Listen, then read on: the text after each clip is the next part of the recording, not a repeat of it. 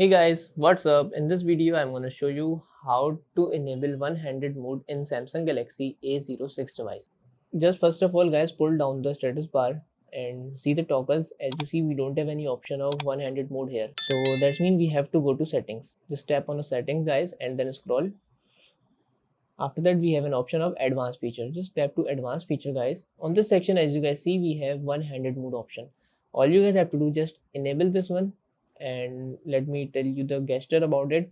Swipe down in the center of the bottom, and you can also do double tap the home button. So just select this one, and if I double tap on the home button like this, so the one-handed mode is enabled.